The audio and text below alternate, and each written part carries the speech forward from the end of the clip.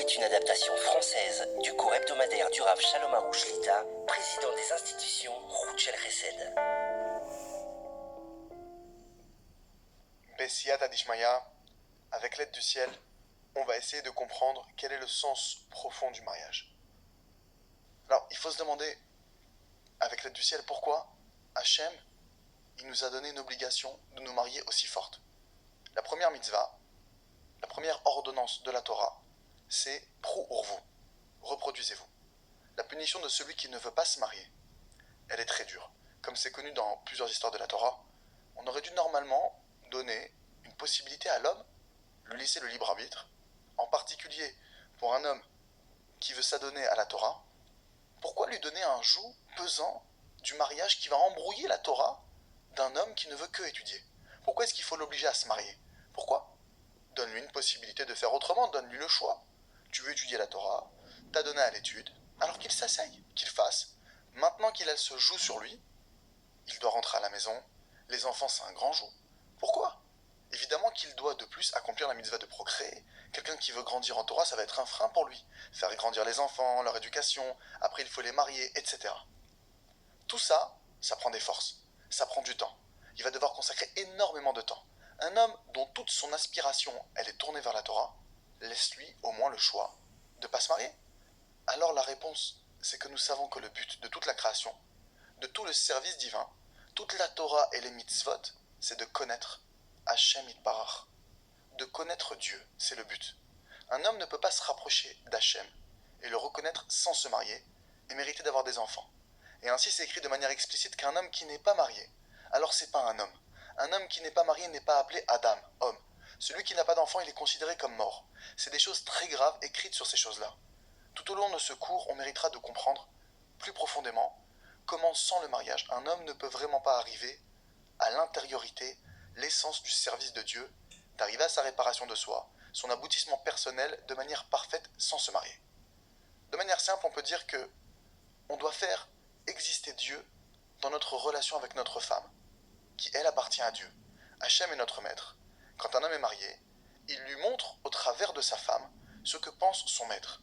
Par exemple, si sa femme ne l'écoute pas, c'est sûr que lui n'écoute pas Akadosh Baruch Hu. On doit aussi faire exister des enfants qui sont à Hachem. Et au travers d'eux, Hachem nous montre ce qu'il pense de nous et ce qu'on doit améliorer, réparer. C'est ce sens simple qu'on va comprendre plus en profondeur tout au long de notre discussion. On comprend des paroles de nos sages, de mémoire bénie, concernant la paix domestique, ce qu'on appelle le Shalom Bayit. Il y a un midrash qui dit qu'Hachem a donné toute la Torah pour rétablir la paix entre l'homme et sa femme. Rabbi Nachman de Breslev, il a dit que tout ce que le Yetzer Hara, le mauvais penchant, il pense toute la journée, c'est juste comment détruire le Shalom Bayit. Parce qu'il sait qu'un homme à qui il a détruit son Shalom Bayit, sa paix conjugale, il est déjà dans les mains du Yetzer Hara. Il n'y a qu'à regarder les gens qui n'ont pas de Shalom Bayit. Ils disent j'ai plus de désir de vivre, j'ai plus goût à la vie, j'ai plus ma tête, j'y comprends rien, j'ai plus de tranquillité d'esprit, j'ai aucun recul. Et du coup, ils tombent dans tous les plaisirs interdits, possibles et imaginables. Qu'est-ce qu'il n'y a pas eu pour le Shalom Bayit? Des disputes, ils ont détruit, ils ont transgressé toute la Torah. C'est pas du Shalom Bayit, c'est plutôt Shalom à la Bayit. Et comme il dit le Rav Yechia Ben Chetri, c'est du Slalom Bayit. Béhémet, le Shalom Bayit, c'est tellement un grand plaisir, au point que même si un homme, il se retrouve sans rien, pauvre, ça lui est égal. Alors que celui qui vit dans l'opulence, la richesse, mais chez lui c'est le feu, il souffre. La Mishnah, elle dit Tov patlechem veshalva, mieux vaut du pain et de la tranquillité, dans le sens de paix. Le shalom, c'est la tranquillité. Un homme qui n'a pas de shalom, quelle tranquillité il a? Ahava, amour, c'est aussi dans le sens de paix. Shalva, tranquillité, c'est shalom. C'est connu, comme on l'enseigne nos sages, que le chemin de la Torah est un beau chemin. Darke Torah, Darke Noam, Vechol Netivotea Shalom, et toutes ces voies sont paix. Alors c'est évident qu'un homme qui a le mérite d'aller d'après la voie de la Torah, sous-entendu qu'il arrive à atteindre la connaissance de la Sainte Torah, la compréhension, parce qu'il y a beaucoup de gens qui pensent étudier la Torah. Et malheureusement, et si un homme il a le mérite d'arriver à la vraie connaissance de la Torah, alors c'est sûr que son comportement, il sera beau et il amènera le shalom, la paix, la bonté. Et c'est sûr qu'il ne multipliera pas la colère.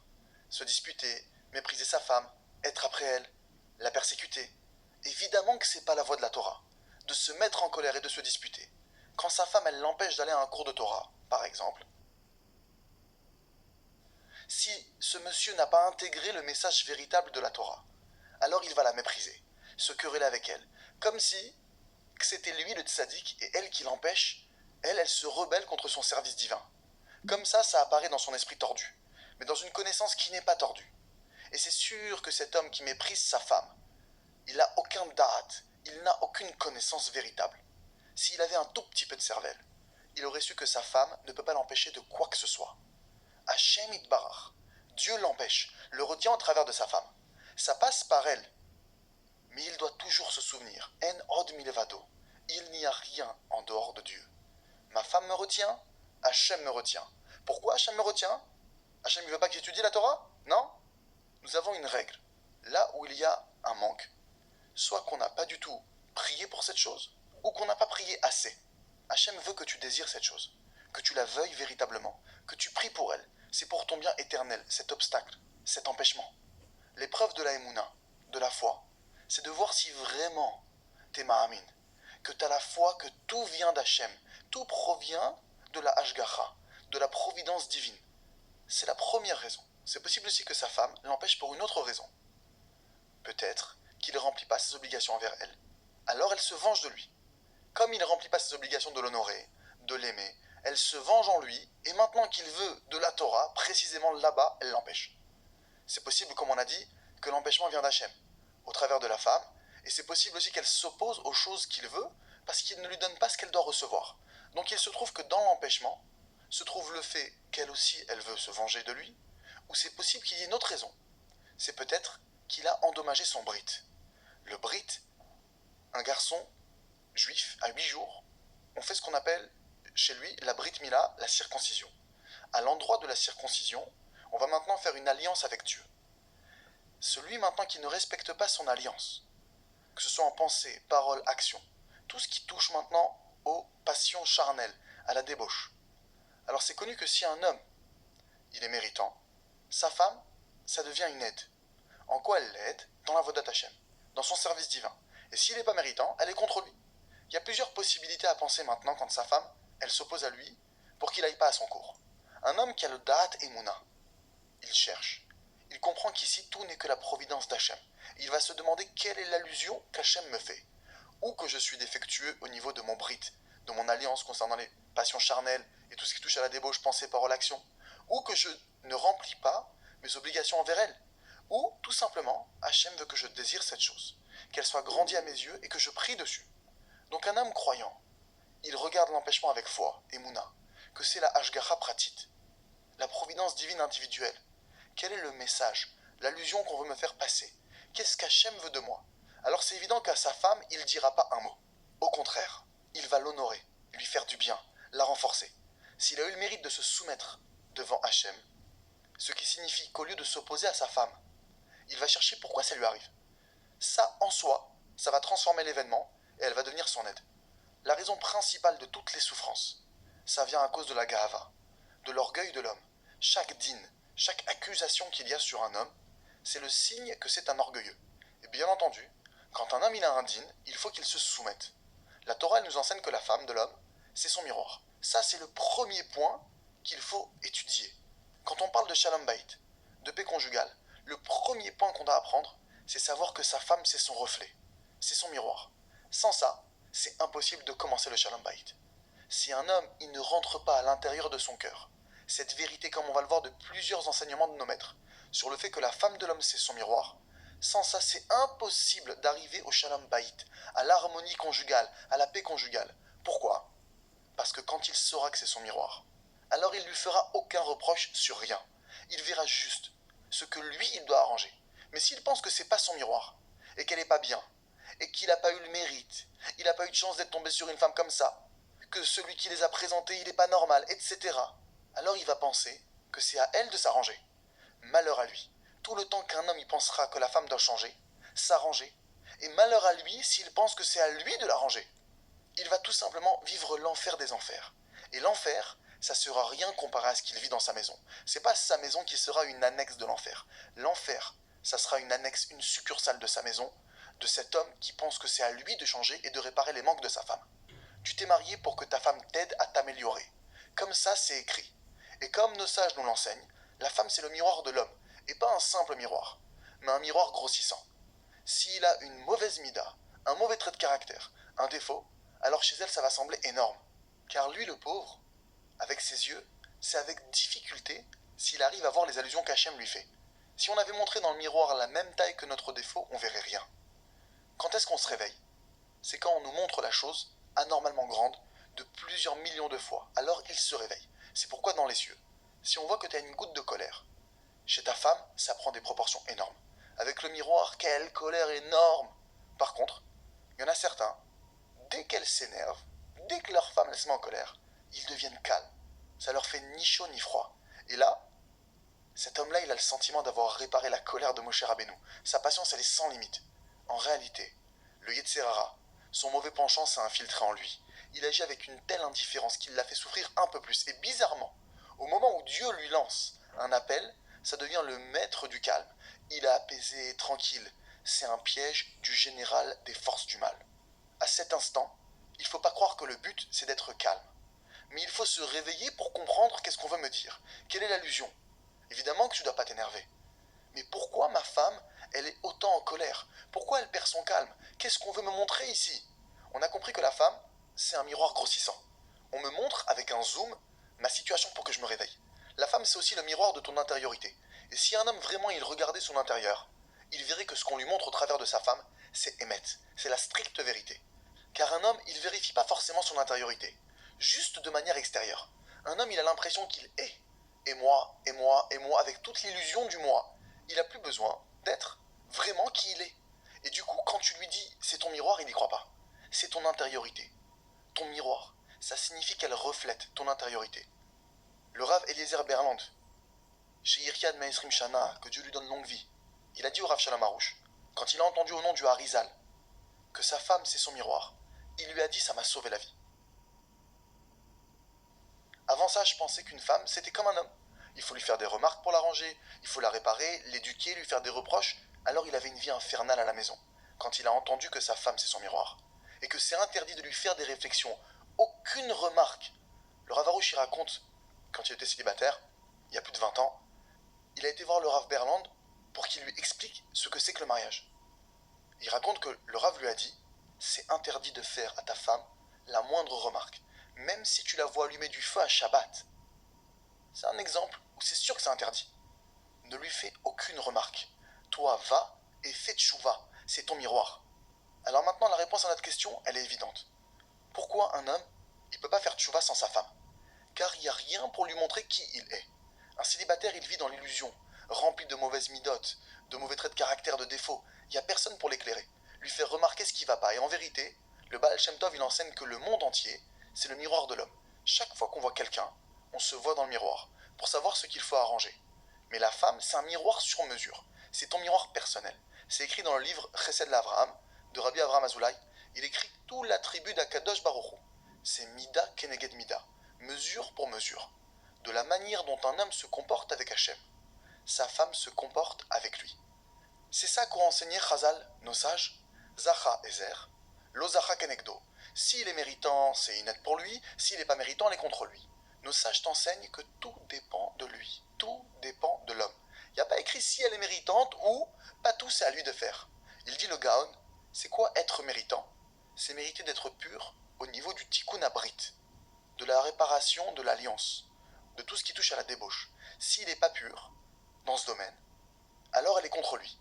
Il dit, le chesed de l'Avraham, si la femme se rebelle contre le mari, ça signifie que le mari se rebelle contre son créateur. Pourquoi ma femme, elle s'oppose à moi? Parce que tu t'opposes à Akadosh Baruch Hu, au Saint béni soit-il. Comme ça il écrit. C'est pourquoi chaque Ben Torah, chaque personne qui suit les préceptes de la Torah, dont sa femme ne l'écoute pas, qu'il sache que c'est son comportement envers les cieux qui a entraîné ça. Le chesed de l'Avraham, il est précis. Il dit chaque Ben Torah, chaque homme de Torah. Pourquoi est-ce qu'il parle que des Ben Torah? Car les gens qui sont débauchés, ou qui tyrannisent leur femme, si elle ne l'écoute pas, ils l'obligent. On parle de Ben Torah dans le sens qui se comporte d'après la Torah. Frapper sa femme, que Dieu nous en préserve. C'est écrit dans le Zohar. Celui qui frappe sa femme, il n'a pas de réparation du tout. Il n'a pas de quoi réparer. C'est interdit rien que de la mépriser. lui faire honte, on doit la respecter, l'honorer. Mais lui faire honte, de lui dire un mauvais mot, c'est assourd, c'est interdit.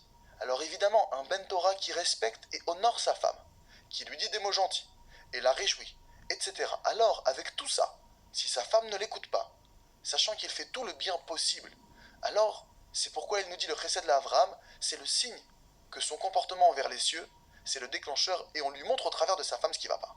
La Gemara Yevamot, elle dit en page 63, Rabbi Elazar, il demande pourquoi c'est écrit dans la Torah, faisons une aide à l'homme contre lui.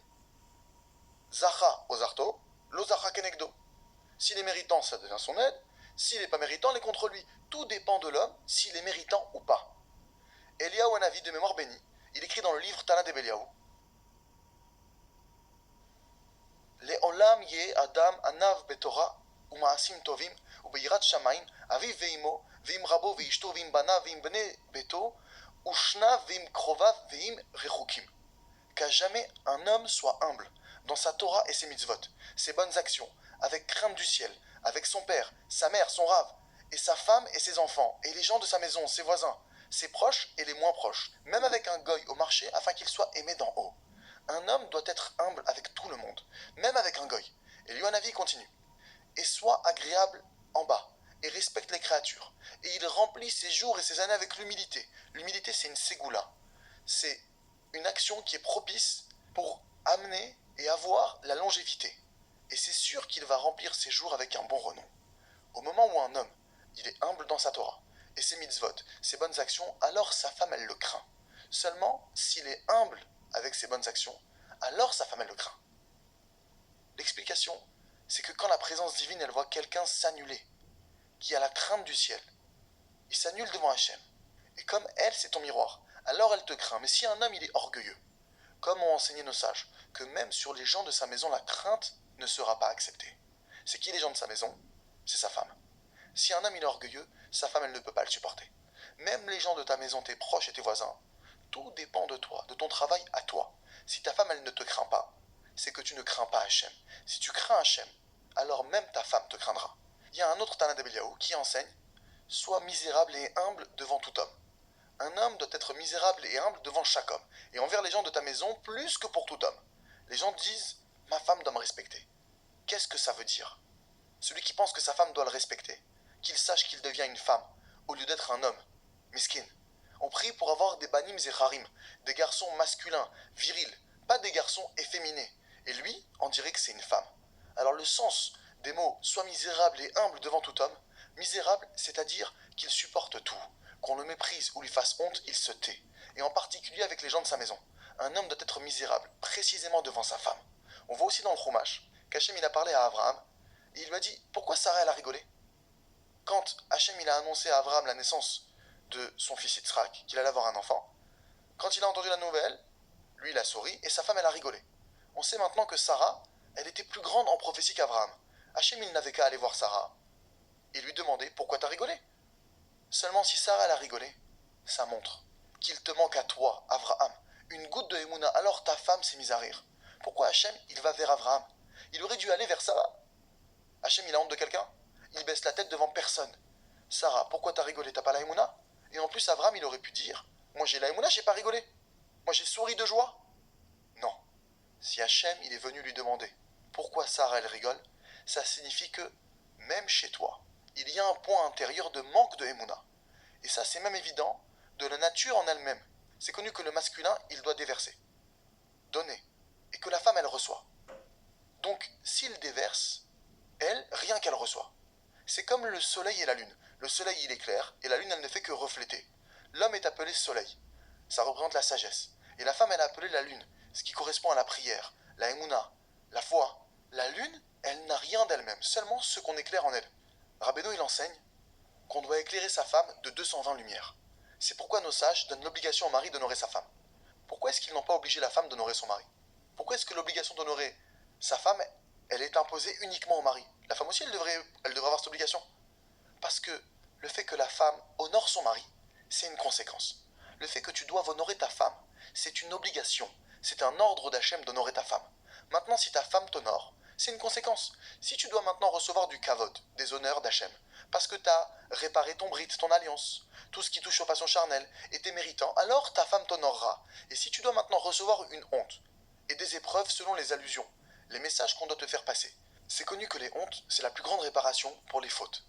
Rabbi Eliezer Berland, il a dit, si tu veux pas recevoir les hontes que ta femme elle te fait, il va falloir verser Damim Achorim Shelcha, il va falloir verser ton sang. Alors va venir un agresseur qui fera sortir ce sang, ou Chas Veshalom, que Dieu nous en préserve. Tu vas avoir une opération pour faire sortir ce sang de n'importe quelle manière. Ils vont te couper un doigt ou un autre endroit, que Dieu nous en préserve. Il faut faire sortir ce sang impur de toi. Si t'es méritant, alors ta femme elle va t'humilier. Et si maintenant t'es un vrai Baal Emouna, que t'as vraiment la foi en Hachem, alors tu sauras que c'est Hachem qui te fait honte. Comme il a dit le roi David, que celui qui m'a maudit, c'est Hachem qui lui a dit de le faire. Un homme qui a la Emouna, la foi, il sait, ma femme humilie, Hachem humilie. Alors je reçois tout avec amour. Plus encore, si ma femme humilie, je fais une double tchouva. Il fait tchouva sur la faute qui entraîne cette honte. Si je reçois une honte, c'est parce que j'ai des sangs, achorim, impurs, parce que j'ai de la tavat niouf en moi. Le niouf, c'est tout ce qui touche aux pulsions charnelles, pulsions de débauche, car l'essentiel du sang impur provient des envies de débauche. Alors je dois recevoir des hontes. Et je fais aussi tchouva sur le fait que ma femme doit être désolée, dérangée. Tu crois qu'elle fait un kiff à t'humilier? C'est une souffrance aussi pour elle.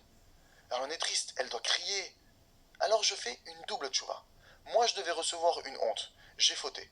Il faut que je fasse tchouva. Hachem m'a envoyé un moyen de réparer mes erreurs par les humiliations. Ça me revient. Mais la pauvre, ma femme, elle doit supporter que c'est par elle que la honte va venir. Elle s'attriste à devoir se retrouver à me mépriser. Je fais tchouva que je lui ai causé de la peine, qu'elle a dû me faire honte. Je ne dois pas seulement me voir au travers d'elle. Pourquoi elle doit endurer de me faire honte? Pourquoi est-ce qu'elle doit souffrir aussi également? Alors, c'est le premier point qu'il faut comprendre, selon ce que le mari influe. Le mari, il doit honorer et donner du kavod, du respect, de l'attention. Alors, quand il rentre chez lui, il doit donner du kavod à sa femme, donner de la chaleur, de l'amour, de la joie, du soutien, de la confiance. Il donne de lui et elle, elle reçoit. Il doit déverser de la lumière, de la émouna, de la foi. Un homme qui rentre chez lui pour recevoir du kavod, de l'attention, que Dieu nous en protège. Ça signifie qu'il est descendu au niveau de la femme. Ce que la femme lui donne, c'est que des conséquences de ce que Hachem veut lui donner. S'il décide de te donner du kavod, de l'attention, alors tu recevras du kavod. Ce qui te revient, tu reçois. Si tu dois recevoir des coups et de la honte, alors tu recevras ça. C'est Hachem qui lui rentre dans la tête. C'est comme dans un magnétophone.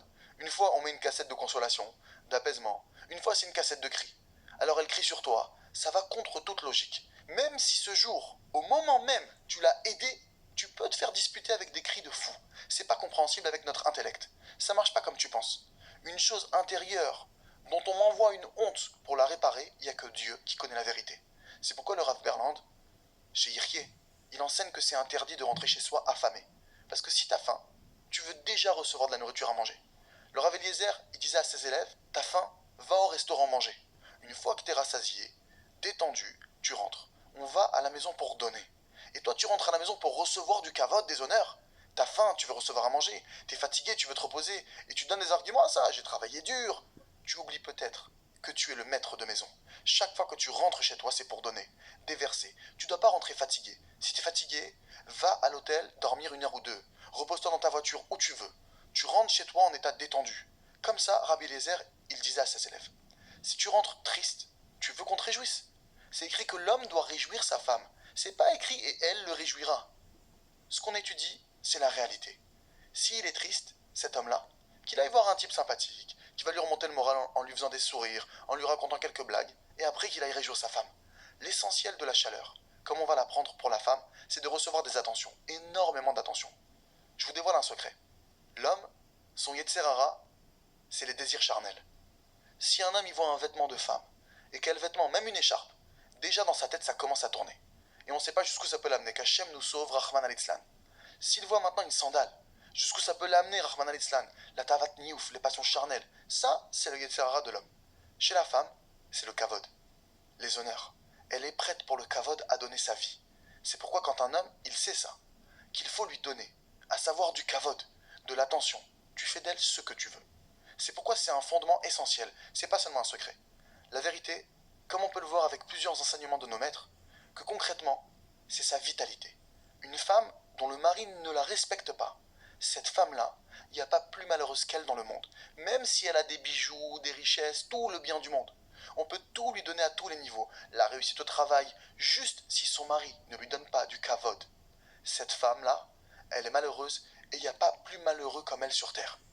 Une femme qui reçoit un compliment, elle ressent un plaisir comme un rosh yeshiva qui trouve une explication de folie dans la Torah. C'est pour elle un plaisir unique, c'est un plaisir spirituel incroyable. Si c'est ainsi, comme on a expliqué, si une femme reçoit de l'attention et du kavod, c'est ça l'essentiel du Shalom Bayit. Ça va de soi que c'est la première règle du Shalom Bayit. Sur ça, des doutes. Il faut prier 5 à 10 minutes chaque jour, de faire aucune remarque à sa femme, qui qu'elle soit, et demande à Hachem d'avoir la foi que ce qu'elle fait, c'est mon miroir. Et moi, je dois me travailler et me réparer moi-même. Ça, c'est la première règle du Shalom Bayit. Tant qu'un homme, il fait des reproches, des remarques à sa femme, c'est pas possible qu'il ait le Shalom Bayit, qu'il ait la paix domestique dans son foyer. C'est impossible, même s'il lui donne tout le bien du monde. Si tu fais des reproches, des remarques à ta femme, t'auras jamais le Shalom Bayit et elle sera triste sans aucune vitalité. Pourquoi? Car c'est l'inverse de l'honorer et de la chérir. Elle doit voir qu'à tes yeux, elle est parfaite. Mais de se prendre des réflexions, d'où est-ce qu'on sait que c'est interdit de faire des reproches? Un homme, il doit respecter son père et son maître. Tu leur fais des remarques à eux? Même si tu les vois transgresser la Torah, tu dois leur dire de manière détournée, allusive, mais pas directement. C'est interdit de leur faire des reproches, comme ça c'est écrit dans la halakha, dans la loi. Alors même une femme, dont on a l'obligation de la respecter, l'honorer, c'est interdit de lui faire des remarques. Faire des reproches, c'est l'inverse de respecter, d'honorer. Une femme, il y a plusieurs raisons pourquoi c'est interdit de lui faire des reproches. La première raison, c'est parce que tu dois l'honorer. La deuxième raison, c'est mon miroir. Si je vois qu'elle ne se comporte pas comme il faut, pas comme il convient, c'est le signe que je ne me comporte pas comme je devrais. Je me vois moi-même. Pourquoi? Je lui ferai une réflexion, il s'agit de moi. Si tu es devant le miroir et que tu vois que ta cravate elle est mal mise, tu vas redresser le miroir ou ta cravate? Ta cravate, évidemment. T'es pas bête pour redresser le miroir qui ne fait que refléter ton image. C'est exactement pareil avec ta femme. Chaque fois que tu lui fais un reproche, tu es en train de redresser le miroir. Autre précision, c'est interdit de faire une réflexion à quelqu'un au même moment que le dégât survient. Même si tu dois lui faire le reproche, c'est interdit à l'instant même où ça s'est produit. Qui est-ce qui peut accepter un reproche au moment même des faits? Et aussi une autre raison, c'est interdit de tomber dans la colère, qui est comme faire de l'idolâtrie. Et c'est aussi interdit de lui faire honte. C'est possible qu'elle transgresse un interdit de nos sages, et lui, il transgresse pas seulement un interdit de nos sages, mais un interdit de la Torah, en se mettant en colère et en l'humiliant. Il transgresse au niveau de la Emouna. Et il y a aussi le fait qu'il repousse la présence divine. Disons qu'elle a fauté dans un domaine, et toi tu lui fais le reproche. Et elle commence à pleurer. Et elle se sent misérable. Tu répudies, tu repousses la sainte présence divine. Tu repousses la shrina. Et ça, c'est pas la volonté de Dieu. Sans compter qu'on a une obligation de réjouir notre femme. Vesimach et Ishto. D'après le date de Rabbeinu, dans la Torah 282, du Likutei Moharan, c'est enseigné comment est-ce qu'on peut réjouir l'homme en général. C'est quand on lui montre les points positifs qu'il possède. Mais là, comme tu vois que le mal qui est en elle, alors c'est sûr que tu provoques le contraire. Au lieu de lui faire tchouva, tu fais l'inverse. Ici, Rabbeinu nous enseigne comment rapprocher les gens de notre Créateur, par le fait que tu trouves des bons points et que tu les juges positivement. Grâce à ça découle que des cieux, on leur envoie des pensées de repentir et de tchouva. Et on te juge positivement. Mais ici, le Yetzer Hara, il te fait faire l'inverse. Il te dit cherche les mauvais points qu'il y a chez elle qu'il faut changer. Alors au lieu de l'aider à faire tchouva, tu fais l'inverse, tu lui brises sa joie, sa simcha. Il y a une mitzvah de réjouir sa femme. Et on sait que l'homme, de manière générale, il a une part en lui-même de culpabilisation. Je suis pas comme il faut, je suis nul, etc. Alors toi, tu vas renforcer son côté culpabilisant en lui montrant qu'elle n'est pas bien. Mamache, tu vas arriver à des résultats contraires en lui faisant des reproches pour toutes les raisons qu'on a mentionnées. Il y a écrit Vesimach et Tishto, tu réjouiras ta femme. Tu dois lui faire aucune remarque, au contraire. Tu dois lui dire des choses bien qu'elle fait. La réjouir, la renforcer. Quand on renforce un homme, grâce à ça, il va pouvoir surmonter ses difficultés. On lui fait du bien. Un homme normal à qui on fait du bien, il va me faire du mal? Nos sages nous enseignent que si tu aimes ton ennemi, ça deviendra ton frère. Même si c'est ton ennemi, alors à plus forte raison si c'est ta femme. Tu dois lui donner, déverser des bienfaits vers elle. Et surtout, comme on a expliqué les plusieurs raisons qui font qu'un homme ne doit pas faire de reproches à sa femme, c'est la base du Shalom Bayit. C'est le premier point. Ne jamais faire de reproches à sa femme. Le deuxième point, pour le Shalom Bayit, c'est la notion de donner de l'attention. On va étudier ça plus en longueur. On sait qu'Hachem Yitbarach, il a puni la femme, qu'elle serait dominée par son mari. C'est écrit Uyim Shalba. et il te dominera. C'est quoi il te dominera? Ça signifie que sa vitalité et sa joie, elle dépend de son mari. Tout dépend de lui. Même sa tchouva, son repentir, elle dépend de lui. Plus un homme, il aura la crainte du ciel, plus sa femme, elle l'aura aussi. Donc même sa tchouva, tout dépend de lui. Et c'est en ça qu'il la domine. Certes, tout dépend de lui, mais évidemment, tout dépend d'une chose écrite dans le verset. Le pasouk qui est écrit dans Bereshit, Veisher tchukater veuyim sholba, et son désir sera tourné vers son mari et il la dominera. Rabbeinu, il explique sur ça que la nature veut que la femme désire et soit attirée par son mari. Alors, dans ces conditions, il la dominera. Mais si c'est l'inverse, que c'est le mari qui désire et qui est attiré par elle, alors elle le dominera. Alors ce sera l'enfer entre les deux. C'est pourquoi cette maison, elle sera détruite et brisée. Mais pourquoi? Parce que l'homme qui aime sa femme et dont son amour dépend de son corps, à elle, c'est donc une pulsion.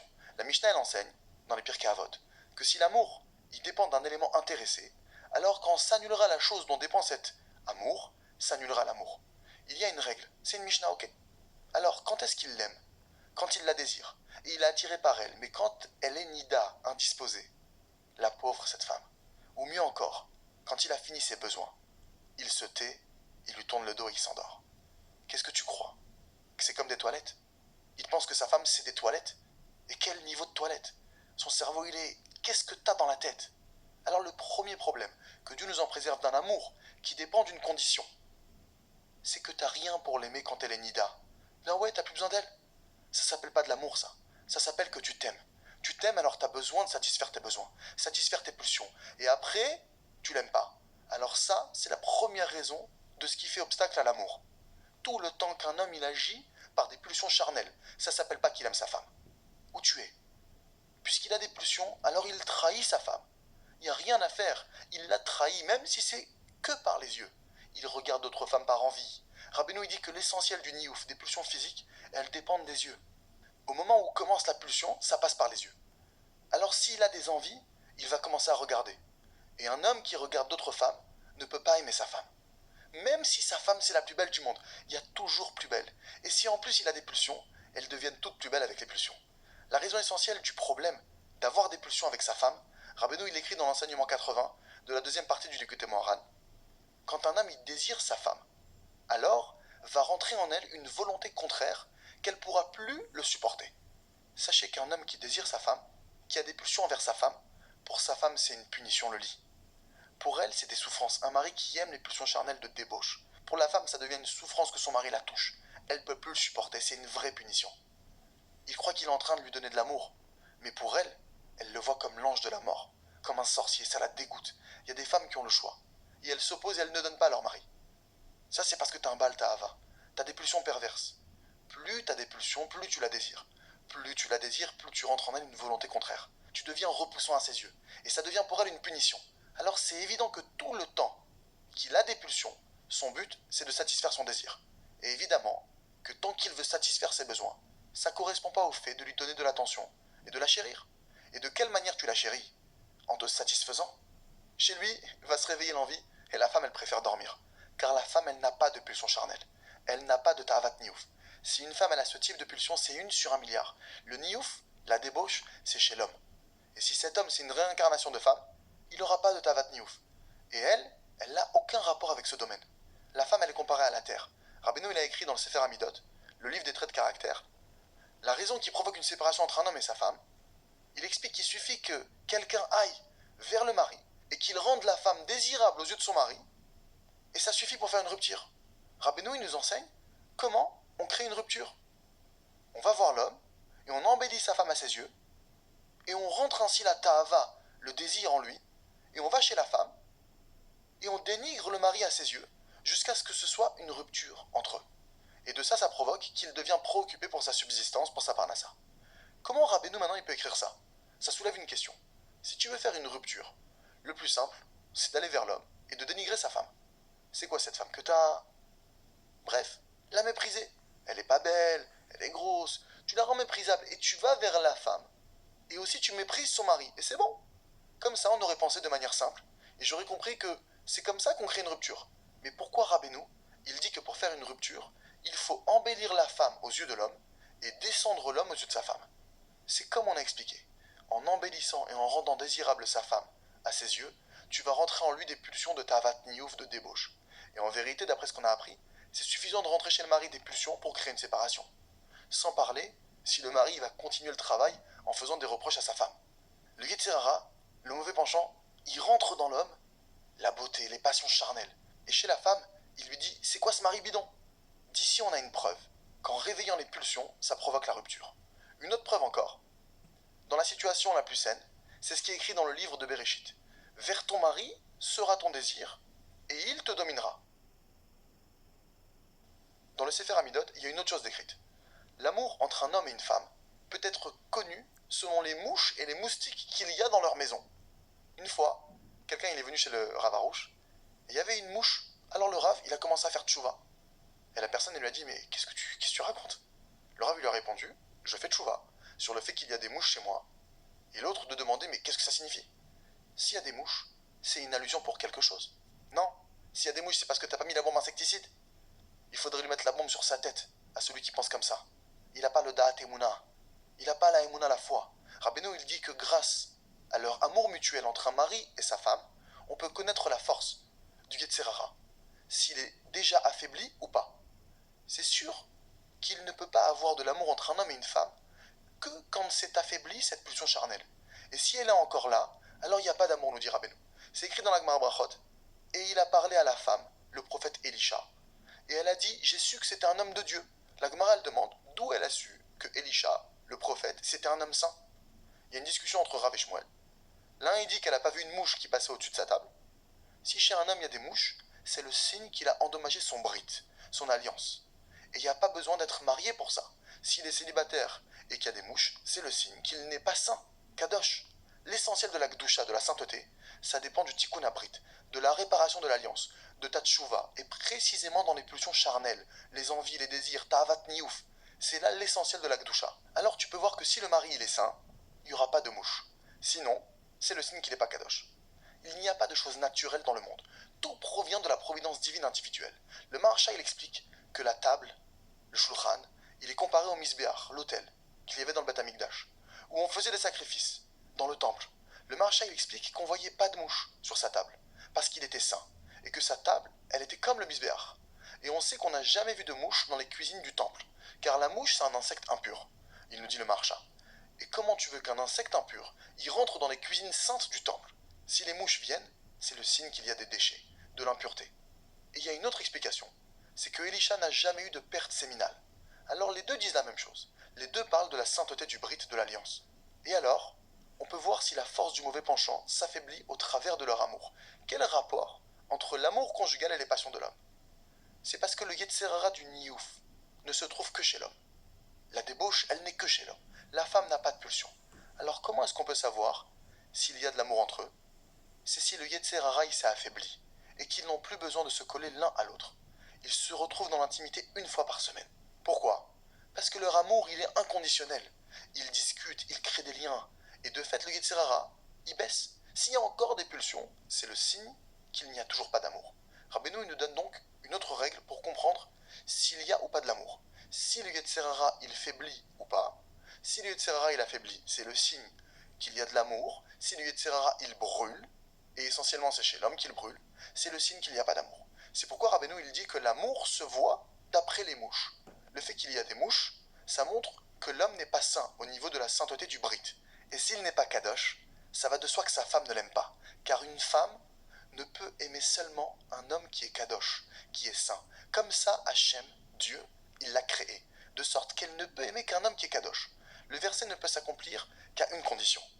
Et le désir de la femme est vers son mari, et il la domine. Mais si le mari désire la femme, alors de ça va naître la volonté contraire en elle, et elle sera contre lui. Et Rabbi Nachman rajoute que grâce à leur amour, on peut savoir si le Yetzer Hara y faiblit ou pas. Ce qu'on vient d'expliquer, Bezrat Hashem Yitbarach, c'est aussi écrit dans le Midrash Rabbah. Il y a une discussion du sens du mot ennemi. Yohanan, il dit, quand on dit le mot ennemi, c'est une allusion à sa femme.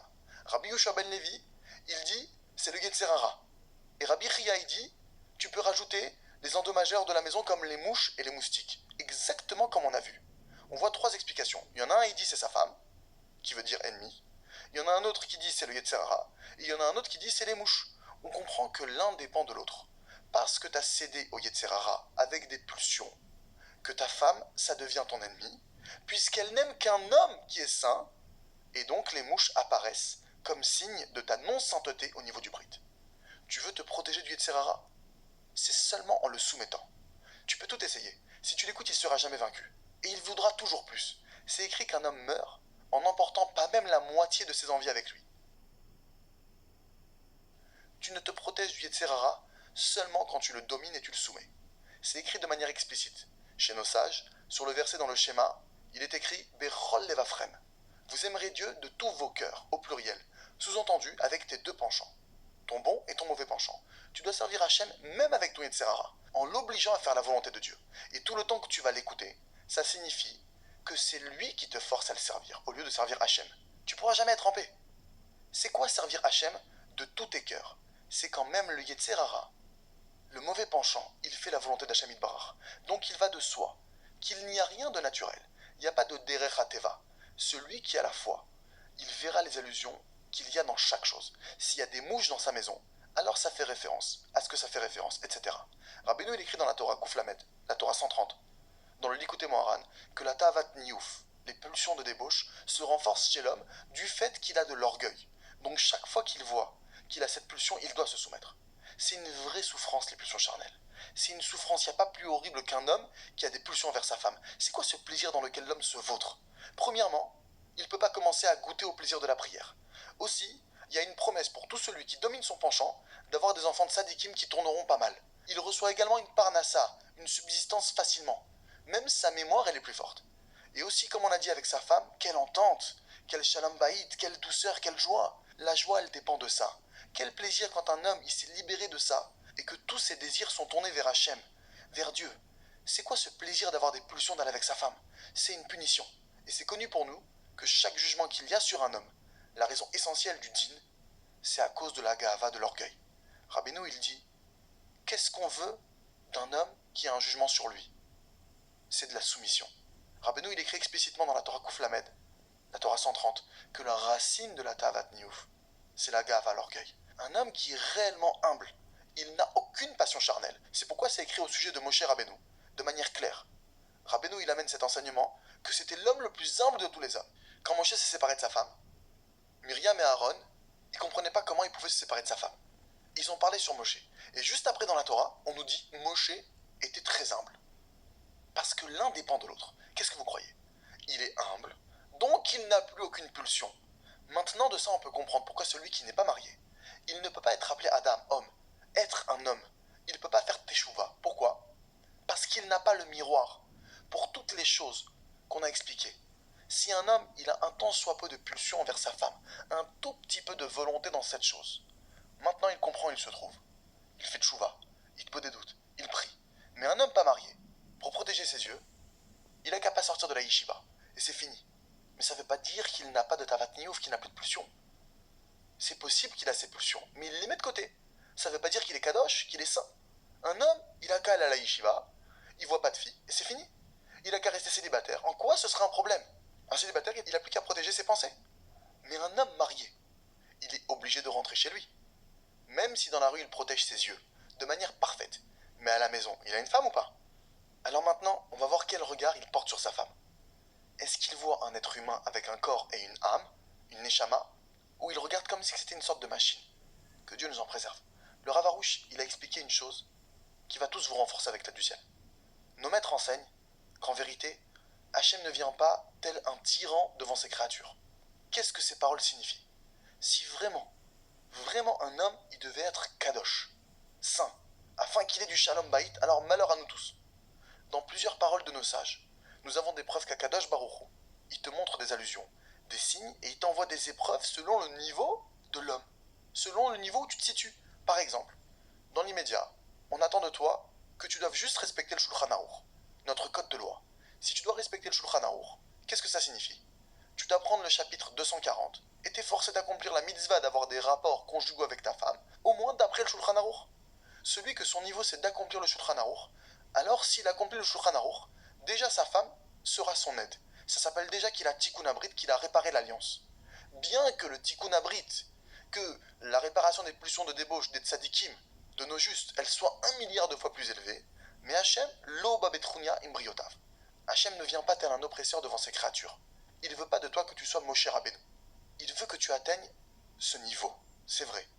Mais entre-temps que tu n'y arrives pas, alors quoi? Tu n'auras pas de Shalom Bayit? Non. Il te montrera à chaque fois, selon ton niveau, la prochaine étape. Maintenant, si ton niveau, c'est déjà d'arriver à respecter le Shulchan Aruch, alors tu verras que ta femme te respectera, et tu vivras en paix avec elle. Mais même dans le Shulchan Aruch, il y a plusieurs marches, il y a plusieurs niveaux. Celui qui étudie le Shulchan Aruch, là-bas, il verra qu'il y a plusieurs niveaux. Il y a le niveau de Moshe, mais il y a aussi le niveau le plus bas. Et peut-être que c'est ton niveau. Mais évidemment qu'on parle que tout se passe d'après la halacha, la loi, avec tzniut, pudeur, et dans les moments opportuns, etc. Donc on voit qu'Hachem ne vient pas oppresser ses créatures à chacun, il lui enverra des allusions, des messages selon son niveau. Il ne faut pas se désespérer. Et se dire, jusqu'à ce que j'ai la Kedusha de Moshe Rabbeinu, la sainteté de Moshe Rabbeinu, c'est pas possible que j'ai le Shalom Bayit. C'est faux. Aspire toujours à atteindre le niveau qui est proche de toi. Par exemple, si jusqu'à maintenant tu avais des rapports en milieu de semaine, aspire à être un Talmid Racham, un sage, pour qui les rapports ne sont que le vendredi soir, Erev Shabbat. Et après, aspire que ce soit après Chatzot, qui correspond au milieu de la nuit, vers minuit par là. Et après, aspire à ce que vous fassiez Netilat Yadayim avant le rapport. Et aspire qu'il y ait un Réni Mekacher, que vous fassiez une prière avant. Aspire à faire un Lechem Yichud avant, c'est une prière aussi à faire. À chaque fois, tends à évoluer d'un autre niveau et d'un autre niveau. Si tu vas atteindre tout d'un seul coup, c'est de l'imagination. Aspirer à être détaché complètement, c'est aussi de l'imaginaire. Ce qu'a fait notre maître Moshe, le fait de se séparer de sa femme, ça s'appelle l'alliance d'en haut. Mais pour y accéder, il faut d'abord aspirer à avoir l'alliance d'en bas. C'est pourquoi un homme, il doit savoir où il en est. Là pour l'instant, t'es plein de ta'ava, de passion, de pulsion. Commence par aspirer à mieux et fais de doutes. Prie jour après jour, dans un endroit de ton choix, dans ta langue maternelle, et demande dans tes propres mots à Hachem de l'aide, jusqu'à ce que tu aies le mérite d'annuler cette pulsion, cette illusion, cette punition. Oui, c'est une punition d'avoir des pulsions. Un homme, il peut se libérer de cette punition. Alors prie sur la chose en question, et chaque fois, aspire à au moins arriver à un peu plus que ton niveau. Au niveau un peu plus élevé, alors tu vas avancer. Sachez que c'est une règle dans la Avodat Hashem. Chaque fois qu'un homme il aspire au niveau supérieur d'un cran de plus, dans lequel il se trouve, il arrivera à ce niveau. Il y arrivera, et se renforcera dans ce niveau, et montera encore d'un cran. Mais si ses aspirations, c'est d'arriver au niveau le plus élevé, évidemment, comme il est loin de ça, il ne pourra pas l'atteindre. Ni il l'atteindra, mais ça va le faire tomber dans le désespoir. La Gemara, dans Shabbat, page 87, elle nous dit que Moshe Rabbeinu, il a fait 3 choses de lui-même. Et Hachem, il était d'accord avec lui. Une d'entre elles, c'est le fait de s'être séparé de sa femme. Alors la Gemara, elle demande, pourquoi est-ce qu'il s'est séparé de sa femme? De quel droit il s'est autorisé de se séparer de la mitzvah, de Ona, d'avoir des relations conjugales? Il s'est fait un raisonnement a fortiori avec lui-même. Il a dit, si déjà, le peuple juif, ils ont des temps fixés pour l'intimité conjugale, alors que la présence divine ne leur a parlé qu'une seule fois, à moi, à qui la shrina, la présence divine, elle peut me parler à n'importe quel moment, combien plus je dois être détaché dans ce domaine. Hachem, il a dit à Moshe, va leur dire qu'ils siègent dans leur tente avec leurs femmes, et toi reste avec moi. Et Rashi nous enseigne que Moshe, il s'est complètement séparé de sa femme. Dès qu'il s'est séparé de l'assemblée, il n'a plus eu de rapport. On peut se poser une question. Moshe Rabbeinu, qui a accompli la mitzvah de l'intimité conjugale, il l'a accompli évidemment au sommet de la sainteté de la Kedusha, sans aucune pulsion, aucune ta'ava. Alors pourquoi il doit se séparer? On voit que même un homme qui a accompli la mitzvah de l'intimité au plus haut degré de sainteté ne peut pas parler à la shrina, à la présence divine. Il faut savoir qu'une femme, elle a besoin de kavod, d'honneur, d'attention comme l'air pour respirer. L'homme pense, je suis quelqu'un de bien, j'aime l'abondance, j'achète tout, je fais les courses, j'aide et je suis aussi ça. Tout ce que tu peux faire dans le monde, si tu sais pas donner de l'attention, du kavod, dire des mots qui l'honorent, t'as rien fait à la maison. Et cette femme, elle est malheureuse, elle est déprimée, elle est brisée. Si elle n'entend pas des paroles respectueuses, elle a rien, elle a pas de vie. Le kavod pour la femme, c'est sa vie. Et c'est valable pour toutes les femmes comme on a expliqué. Tu dois lui donner le sentiment qu'elle a la première place dans ta vie. Tu dois lui donner des honneurs avec des paroles de kavod sans fin. Il y a beaucoup d'hommes qui disent « Moi je suis pas un menteur, je vais pas lui dire des choses mensongères. Qu'est-ce que je vais lui dire? Qu'elle est belle? Elle est pas belle. Qu'est-ce que je vais lui dire? Je vais lui mentir ?» Pour ça, il existe plusieurs enseignements de nos sages pour renforcer tous ces maris qui pensent poursuivre et détenir la vérité. brusquement à côté de leur femme, ils ont un besoin de vérité, c'est incroyable. Alors premièrement, on a Rabbi Elazar, le fils de Rabbi Shimon Bar Yochai, qui avait beaucoup étudié la Torah. Et son cœur, il est devenu arrogant. Il a rencontré un homme laid, qui lui a dit « Shalom alecha Rabbi, Shalom à toi Rabbi ». Et Rabbi Elazar, il a dit « Combien il est laid cet homme ?» Alors l'homme, il lui a répondu « Va chez l'artisan qui m'a créé, et dis-lui combien il est moche l'ustensile que tu as créé. Cite à la fois que ta femme, c'est Hachem qui l'a créée avec cette beauté. Cite à la fois que c'est Hachem qui a fait cette beauté. Alors c'est la plus belle du monde. Hachem l'a conçue. Et Hachem a fait ce qu'il y a de plus beau au monde. Ce qu'il y a de mieux au monde. N'est-ce pas? Hachem a vu que c'était la meilleure beauté qu'elle puisse avoir selon la réparation de son âme.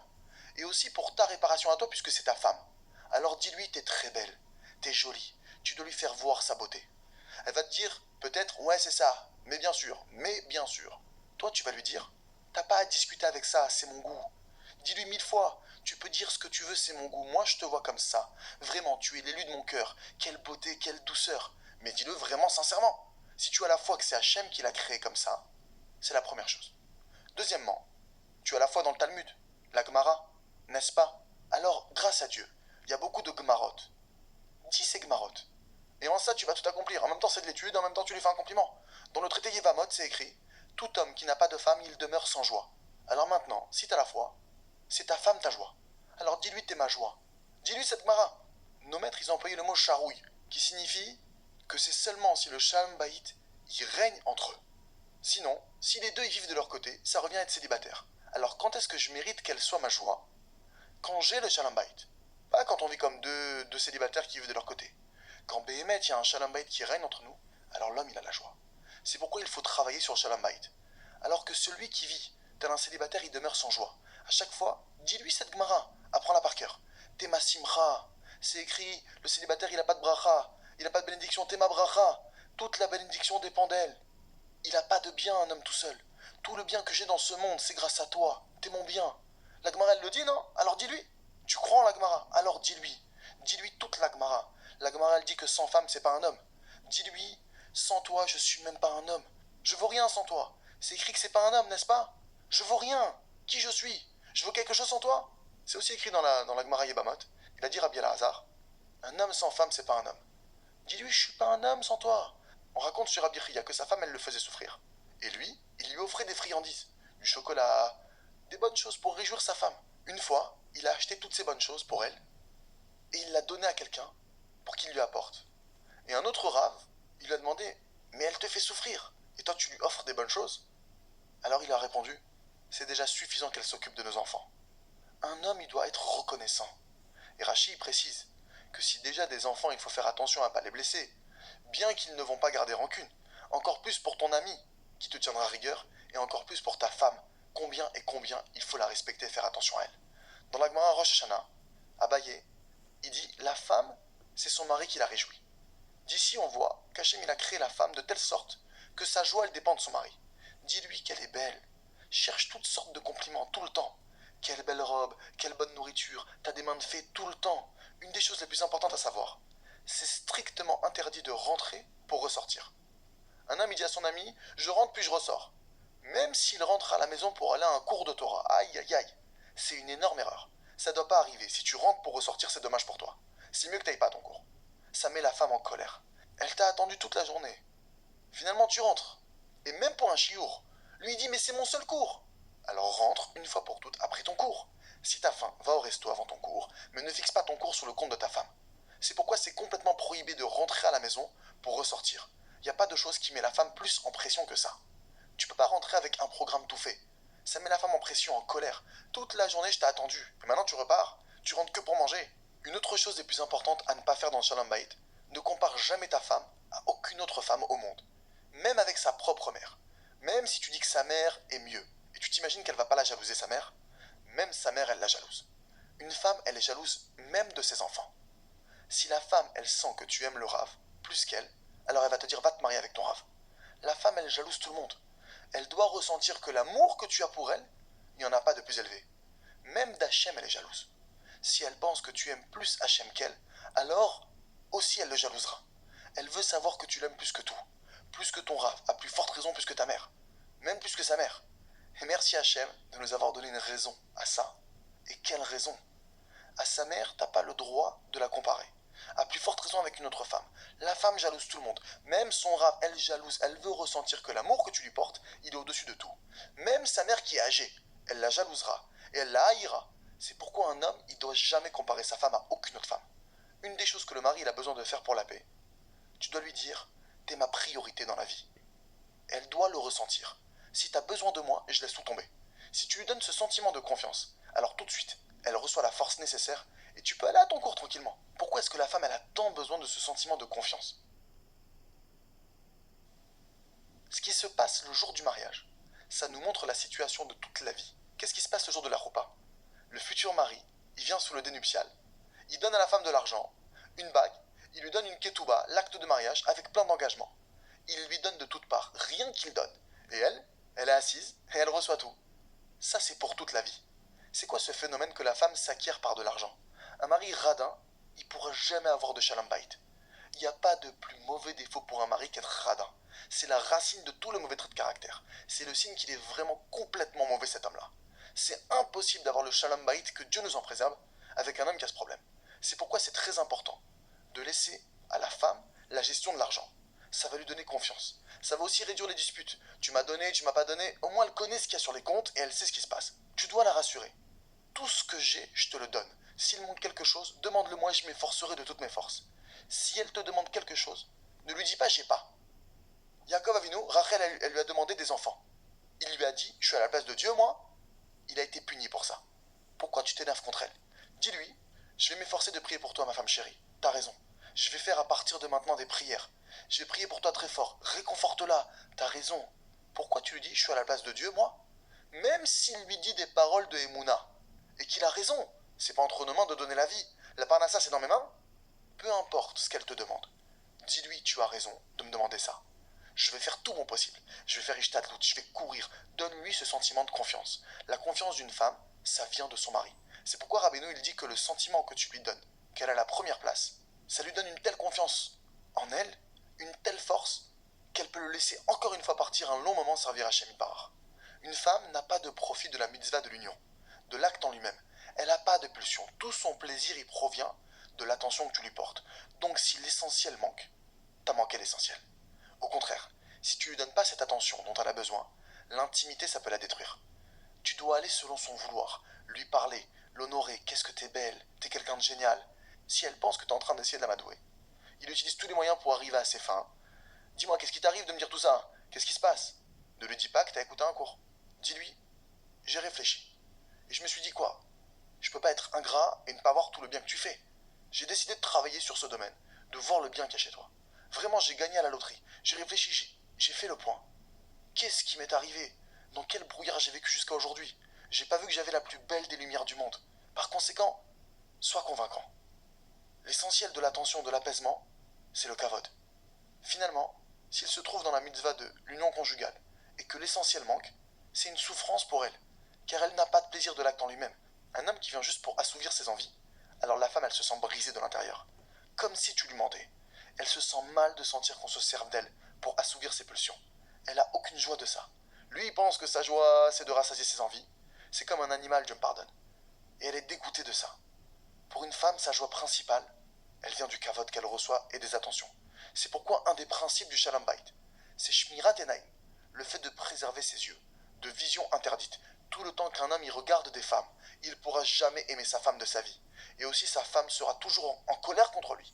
C'est écrit, le désir réclame son dû. Tout le temps qu'il baigne dans ses désirs impurs, il ne pourra jamais arriver au shalom, à la paix. Une des règles qu'Hachem nous enseigne, c'est quand on rentre à la maison, tout va d'après le commencement. Un homme qui rentre chez lui, tout de suite. Bonjour ma femme, où est ma femme? Même si les enfants ils te sautent dessus. Bonjour les enfants, mais où est maman? Où est maman? Avant tout maman. Bonjour, comment ça va? Je voudrais parler avec toi quelques minutes. Toute la journée j'ai pensé à toi. Comment t'allais? Qu'est-ce qui s'est passé pour toi? Les premières 10 minutes quand tu rentres, même si tu dois lui poser les mêmes questions. Raconte-moi ta journée. Comment c'était? Et si elle te raconte du lachon hara, de la médisance, jamais tu lui fais le reproche qu'elle te raconte du lachon hara. C'est écrit dans le Sefer Hamidot de Rabbi Nachman que c'est permis que ta femme, elle te raconte du lachon hara. Si elle te raconte, t'as pas besoin de lui faire la morale. Elle doit ressentir qu'ici, on peut tous raconter. Évidemment que l'intention du mari, c'est de savoir ce qui s'est passé, de discuter, pas d'écouter du lachon hara. La médisance, tu l'acceptes pas en ton fort intérieur. Et peu à peu, elle comprendra d'elle-même. Si lui, vraiment, il accepte pas dans son cœur, et qu'il fait tchouva sur ce qu'il entend, d'un coup, d'elle-même, elle fera tchouva. L'essentiel, c'est qu'elle a besoin de parler. Toi, tu dois prêter attention à ce qu'elle dit. Elle reçoit de la vitalité du fait de parler. Ça la régénère. Pose-lui des questions. Comment ça va? Comment tu te sens? De ça, elle prend de la vitalité. Une des règles, aussi, c'est de ne pas mêler les parents ou qui que ce soit. Uniquement quelqu'un qui comprend le shalom bayit, les problèmes de couple. C'est qui quelqu'un qui comprend le shalom bayit? C'est celui qui sait que tout dépend de l'homme. Si tu vas voir un rave qui dit aussi à la femme quoi faire, c'est une perte de temps. Trouve-toi un autre rave. Un rave qui sait à 100% que le shalom bayit il dépend de l'homme, ça c'est un rave qui comprend le shalom bayit. Alors il va expliquer au mari qu'il faut faire tchouva. Et c'est tout. Et il dit à la femme, tu as raison.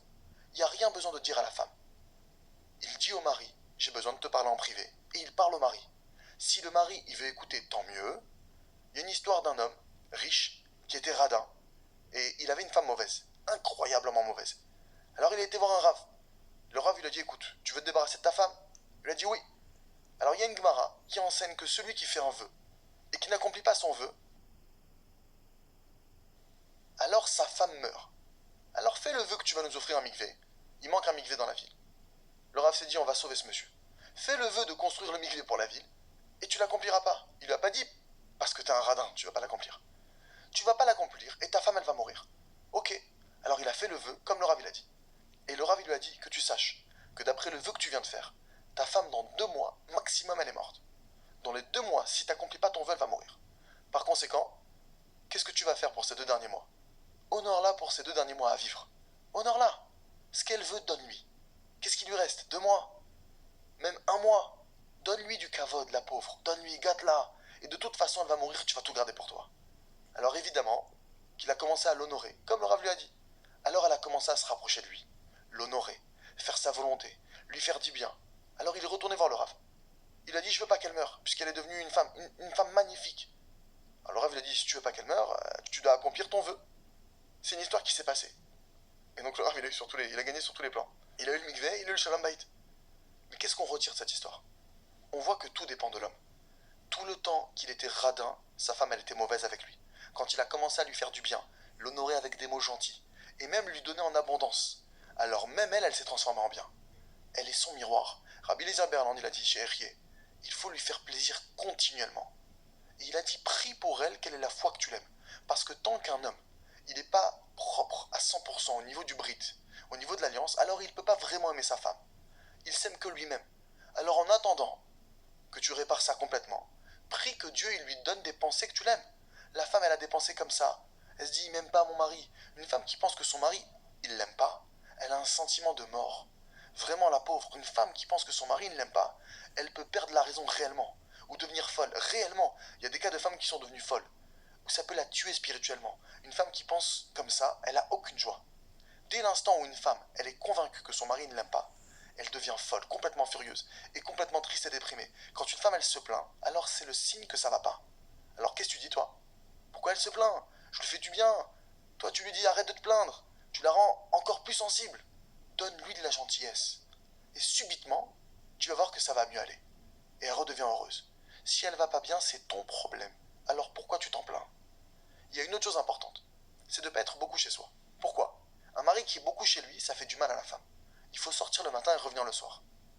Il ne faut pas rester toute la journée chez soi à rien faire, etc. Il y a un autre point important. C'est que celui qui a une femme mauvaise, il doit l'accepter avec amour. Qu'est-ce que ça veut dire une femme mauvaise? Pas forcément qu'elle te frappe ou qu'elle fait des choses incroyables. Des fois, une femme, elle peut être désordonnée. La maison, elle est sale. Le mari ne trouve jamais ses chaussures. Il trouve rien. Il n'y a aucune organisation. Comme il disait le Rav Levi Yitzhak Bender Zatzal, ça aussi, ça s'appelle une mauvaise femme. C'est des souffrances. Ça te revient. Ces épreuves qu'il n'y a pas d'organisation, ça te revient. Il n'y a pas de souffrance sans faute. Ça te revient des cieux d'avoir une maison en désordre ou alors de jamais rien trouver chez toi. Si ça te revient, ça te revient. Alors accepte-le avec amour. Pourquoi tu as des revendications contre ta femme? La femme, c'est que le bâton dans la main d'Hachem. C'est pourquoi un homme, il doit se réveiller et savoir que tout ce par quoi elle te fait passer, c'est juste le bâton d'Hachem pour te faire passer des souffrances. C'est le bâton d'Akadosh Baruch Hu. Alors qu'est-ce qu'on attend de toi? Que tu fasses tchouva. Le Zohar sur Bereshit, qui fait un résumé des relations intimes avec la femme, c'est écrit dans le Zohar, si un homme se lie avec sa femme, celui qui a des relations avec sa femme, il doit la complimenter, l'apaiser, trouver grâce à ses yeux, l'adoucir avec des paroles d'amour, comme ça le Zohar dit. Sinon, c'est interdit pour lui d'avoir un rapport avec elle, afin que leur volonté soit commune, sans aucun forcing. Et c'est écrit qu'il se couche quand le soleil se couche, pour nous montrer que c'est interdit pour l'homme d'avoir un rapport de jour. Même si le roi, il a un lit en or avec des vêtements de kavod, la femme, elle a besoin de pierre. C'est une bonne chose de lui donner des paroles d'amour. Sa volonté ne se réveille que par l'amour. C'est quoi ces choses en pierre dont parle le Zohar? C'est des paroles d'amour. Lui montrer que vous ne faites qu'un. La première chose qu'on apprend de ces paroles, c'est lui montrer que c'est une partie de nous. T'es mes os, t'es ma chair. Tout ça, ce sont des paroles d'amour. Lui montrer que vous ne faites qu'un. Un homme, il doit montrer à sa femme que lui et elle, c'est une seule et même entité. Qu'il n'y a rien qui les sépare. Dans quoi que ce soit. Alors il commence à faire sa louange, nous dit le Zohar. Il lui a dit, il n'y a aucune femme comme elle, qu'elle est la splendeur de la maison, et que toutes les femmes sont comme des singes devant cet homme.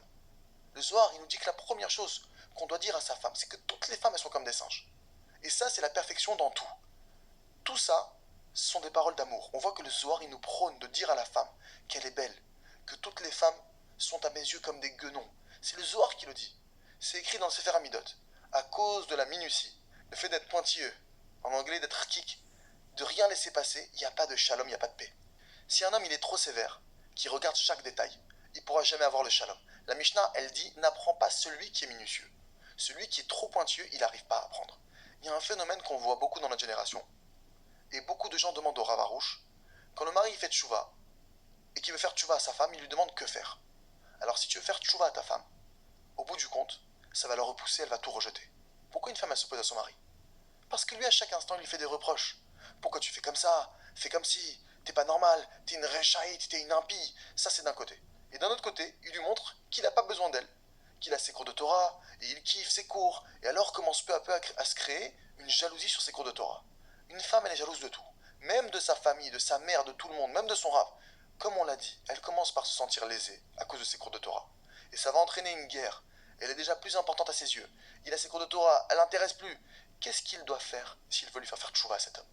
Premièrement, interdit de lui faire des réflexions, comme on a appris. Ça, c'est le premier point du kavod de la femme. Deuxièmement, honore-la. Amène-lui des douceurs, des bonnes choses, réjouis-la. Mais ne lui fais aucun reproche. Et l'essentiel, c'est que tu pries Hachem Yitbarach. Si tu as la foi qu'on peut tout obtenir grâce à la prière, tu as la foi que tout est entre les mains d'Hachem, même ta femme, elle est entre les mains d'Hachem. Alors demande à Hachem, maître du monde, réveille-la, rapproche-la de toi, sa spiritualité, son intériorité, aie pitié d'elle, aide-la à revenir d'elle-même. T'as pas le droit de lui donner un mauvais éclairage avec des reproches. Tu dois lui donner de la lumière avec du kavod. La lumière, c'est le kavod, la joie. Et ça va de soi qu'une femme qui est choyée par son mari, elle ne peut pas se rebeller contre lui. D'elle-même, elle aura honte avec tout le bien qu'il me fait, je vais m'opposer à lui. Au contraire, elle veut le réjouir. Et toi, concrètement, tu lui dis rien de négatif. Au contraire, dis-lui par ton mérite, je vais au cours de Torah, c'est grâce à toi. Tu dois lui montrer que tout provient de sa force à elle, par son mérite à elle. Vraiment, j'aurais apprécié rester avec toi, mais pour le bien de la maison, je dois aller à un cours. Il faut lui expliquer que c'est sûr qu'elle a une part dans ça, quoi qu'il en soit. La Torah, quand elle me dévoile les défauts de la femme, c'est pas pour que le mari il commence à la mépriser. Tu m'as menti, tu m'as trahi, t'as pas de cervelle, t'es une imbécile, etc. Que Dieu nous en préserve.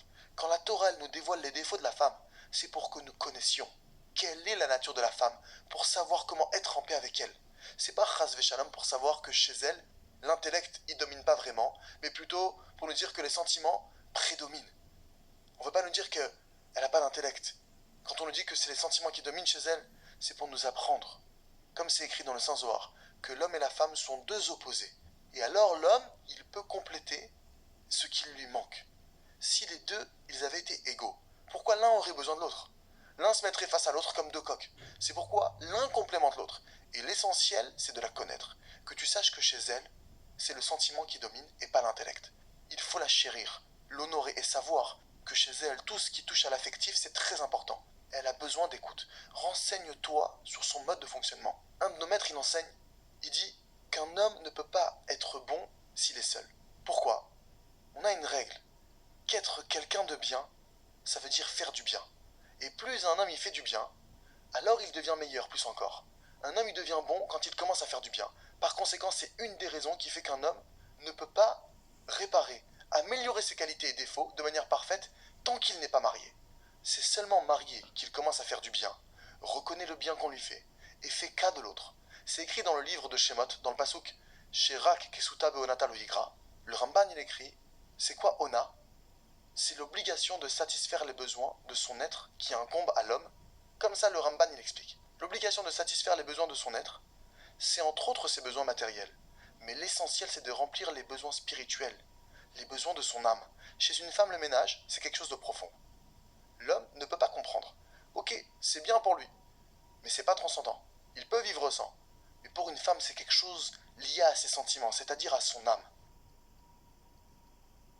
Comment la femme s'organise? Comment elle arrange sa maison? Dès qu'elle arrange quelque chose, il faut lui dire comment t'as bien arrangé, c'est super beau. Le Gaon Mitzalen Zatzal, il disait que de dire à une femme que le bouillon est bon, elle en retire un plaisir, comme si tu disais à un Rosh Yeshiva qui a donné une explication incroyable dans la Torah que sa réponse elle est exceptionnelle. C'est ce même plaisir qu'elle a. C'est son plaisir à elle. Son Yetzer Hara, c'est de parler de tout et de rien. Donc quand tu regardes les discussions de femmes, quand elles parlent de recettes culinaires, comment tu fais ce gâteau, ou elles parlent de leur maison ou de vêtements, et le mari commence à la mépriser. C'est des bêtises dont elles parlent, c'est sans intérêt. Mais c'est de ces bêtises qu'elles veulent parler. Tu dois les respecter. Dis-lui comme c'est joli. Comme ça, c'est dans sa tête. Et des fois, parle-lui de ce qu'elle aime, ce qui l'intéresse. La Gemara Nida, page 31b, avec l'aide du ciel, elle nous apprend ce qu'est une femme. La Gemara, elle demande concrètement comment est-ce qu'un homme reçoit de la satisfaction et comment une femme, elle reçoit de la satisfaction. Alors la Gemara, elle nous enseigne que l'homme en reçoit de l'endroit où il a été créé. Et elle, de l'endroit où elle a été créée. Alors il nous dit Rashi, quand il est satisfait, l'homme, il est accommodant. Lui, qui a été créé à partir de la terre c'est quelque chose de friable, facile à annuler, c'est l'humidité, la modestie, la poussière, c'est pourquoi on peut calmer un homme rapidement. Elle a été créée à partir d'un os, la femme. Un os c'est dur à le calmer, à l'apaiser. Et ça on le voit, par exemple, les femmes c'est les spécialistes des vieux dossiers. Une femme qui a eu un problème, l'homme il va la calmer. Et longtemps après, il y a un autre problème, plusieurs mois après, elle lui rappelle ce qui s'est passé jusqu'au jour où ils se sont mariés. Lui il a déjà oublié, il s'est déjà excusé, elle s'était calmée, elle n'avait pas été consolée de ça. Pourquoi elle se console pas? Et à chaque fois, il lui ressort d'autre chose. Avec l'aide du ciel, on va bien comprendre ça. Ce qui caractérise la femme, c'est le kavod, les honneurs. Et un homme, si vraiment tu t'excuses, il pardonne. Il oublie, c'est fini. Mais une femme, c'est sa source. Si tu l'as atteinte à sa source. Donc même si tu l'apaises, elle ne se calme pas. Il y a quelque chose dans son âme qui a été touché. Quelque chose de très profond. Ça ne peut pas s'effacer très rapidement. Ça ne s'efface pas. Il y a encore beaucoup d'éléments. Mais avec l'aide d'Hachem qui donne la compréhension, on va recentrer ce problème. Ce qui est sûr et connu, c'est que du Shalom Bayit dépend tout le tikkun, la réparation du monde. Car ça entraîne que les enfants seront bien, il y a plein de conséquences qui sortent de ça, etc. Pour le peuple juif, tout passe par le Shalom Bayit. Un homme, il peut écouter des milliers de cours sur le Shalom Bayit. Et même ce cours, il peut l'écouter des milliers de fois. Ça l'aidera pas. Qu'est-ce qui l'aidera? Qu'il fixe un temps pour prier sur ça, qu'il fasse doute sur ça, qu'il aille dans l'endroit de son choix, au moment qu'il voudra, et qu'il parle à Dieu, Maître du monde, aie pitié de moi. Aide-moi à ne faire aucune remarque à ma femme, que je ne lui fasse jamais de reproche, jamais. Dans la Torah, il y a une notion de Veyadata Hayom, Ve'ashevot al levavecha. Et tu connaîtras, maintenant tu connais cette chose.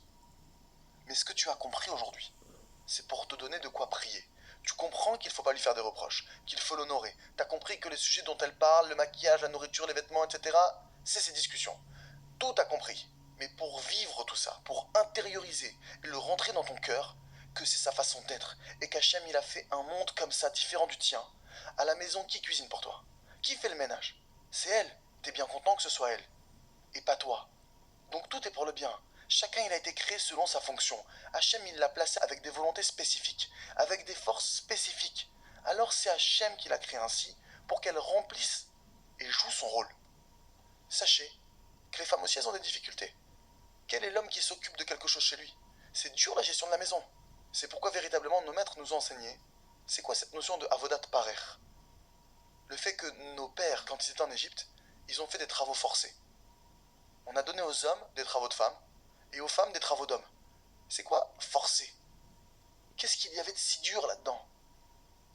C'est que c'est pas dans l'essence, dans la nature de l'homme. C'est même l'inverse de ce qu'il est. De pas faire des reproches, de donner. Ça c'est avodat parer. L'homme, il doit changer sa propre nature. L'homme, il doit faire un travail de femme, à savoir comprendre le monde de sa femme. Et la femme, un travail d'homme. C'est dur pour lui. Et qu'est-ce que ça implique? Le point essentiel que ça implique, que je voulais vous expliquer pour finir, c'est la notion de prière. La tfila, l'itbodedut. Celui qui veut jouir de l'entente avec son épouse, tout dépend de ça. Sa vie, sa joie, ses enfants, sa parnassa, sa délivrance, tout. Tout dépend de ça pour tout le Ham Israël. Il faut fixer sur ça des tfilotes, des prières, jusqu'à ce qu'il mérite que pour lui ça soit naturel, de jamais lui faire de reproches. Même si tu la vois faire la pire chose au monde, il lui fait jamais de remarques. Si elle est pas tsniout, elle s'habille pas comme la loi le stipule, ça te fait souffrir? Quoi qu'elle fasse, avec les reproches, que tu saches bien, tu ne feras rien, tu gagneras rien. Prie sur ça, choisis le chemin qui est agréable. C'est quoi le chemin agréable? Comme on a expliqué, c'est la prière. Maître du monde, réveille-la, mets dans son cœur, aie pitié d'elle. Si je lui fais des reproches, alors je vais endommager mon shalom bayit. 10 minutes par jour. Demande à Hachem. Moi, tu m'as réveillé, merci beaucoup, s'il te plaît. Réveille-la aussi. Aide-la elle aussi afin qu'elle veuille aller dans le Derech Hachem, dans ta voie. Qu'elle aussi, elle reçoive des éclairages et qu'elle emprunte ta voie. Sois miséricordieux envers elle, la Kadosh Baruch Hu. La tchouva, c'est pas quelque chose que tu expliques à quelqu'un. Fais comme si, fais comme ça. C'est une chose très intérieure, très intime. Si elle n'a pas encore eu le mérite de recevoir cette lumière, rien ne pourra aider. Le Rav Arouche, grâce à Dieu, il a eu le mérite de voir de nombreux couples qui sont venus le voir. Les hommes comme les femmes à qui le Rav Arouche, il a dit de prier 10 minutes par jour pour que leur conjoint y fasse tchouva, tous sont revenus le voir après un moment pour lui dire qu'ils avaient fait tchouva et que ça avait marché. Juste ne force pas le temps. Jour après jour, attends patiemment. Avant tout, ne repousse pas la présence divine de ta maison. Fais régner la paix dans ta maison. Fais perdurer la paix, la joie et l'amour et multiplie les prières. Encore plus si tu aimes l'autre. Alors prie pour elle. Concernant le Shalom Bayit, pour l'obtenir, c'est vrai qu'il faut prier, mais en réalité, ça ne concerne pas que le Shalom Bayit. Toute chose que tu étudies, si tu pries pas pour l'intérioriser, ça va juste rester écrit dans le livre. Pour faire pénétrer l'étude dans le cœur et commencer à la vivre, Rabbeinu il dit, pour faire passer le potentiel au réel, c'est grâce au fait que tu exprimes tes aspirations avec ta bouche. C'est les prières, ce que tu désires. Si tu veux une chose, commence par l'exprimer verbalement dans tes prières. Grâce à ça, tu fais passer du potentiel au réel. C'est pourquoi, c'est sûr que c'est très important, voire essentiel, de fixer des temps de prière. Il y a beaucoup de nos maîtres qui donnent des enseignements sur Shalom Bayit, mais avec l'aide de Dieu, on a essayé de concentrer les choses essentielles dans ce cours. Chaque homme, il doit recevoir cet enregistrement. À vous de le diffuser autour de vous. Il faut que chacun prenne cet enregistrement et l'écoute encore une fois, et prie pour accomplir ce qui a été entendu. Et c'est sûr que celui qui va mériter de prier sur tout ce qui a été dit, méritera d'accomplir. Il y a le livre aussi, le Jardin de la paix, qui est le guide conjugal par référence. Ce cours-là, si vous voulez, c'est le concentré de ce livre-là. Pour tout celui maintenant qui veut approfondir le Shalom Bayit, se perfectionner, vraiment rentrer dans le détail et vraiment comprendre comment établir et savoir sur quoi prier encore de manière plus précise, qu'il se procure le Jardin de la paix. Le Jardin de la paix, le Rav s'est engagé que tout celui qui lisait ce livre et qui l'accomplissait, il aurait le Shalom Bayit. Alors c'est sûr que celui qui va accomplir tout ce qu'on a dit, il va connaître le bonheur dans ce monde et dans le monde futur. De ça dépend la délivrance. Comme Rabbeinu nous le dit, que toute la Géoula, elle dépend du Shalom Bayit. Et que grâce à cela, on méritera d'assister à la délivrance totale rapidement et de nos jours. Amen. Amen. Vous pouvez commander des CD et les diffuser, ou bien les commander afin que nous nous occupions personnellement de les diffuser. L'essentiel, c'est que nous méritions tous de participer à la diffusion, et qu'ainsi, nous méritions nous aussi d'avoir une part dans la Géoula, la délivrance du peuple juif. Pour cela, il vous suffit de nous contacter sur notre numéro français au 07 61 28 49 67. Vous pouvez aussi nous faire un don et prendre part à notre travail afin de rapprocher le peuple juif de son Créateur. N'hésitez pas à nous contacter sur notre ligne française au 07 61 28 49 67 ou sur notre site internet www.breslev.co.il. Grande est la part de celui qui a le mérite de participer à la diffusion de la Torah. Heureux soit-il dans ce monde et dans le monde futur. Celui qui sauve une vie sauve un monde.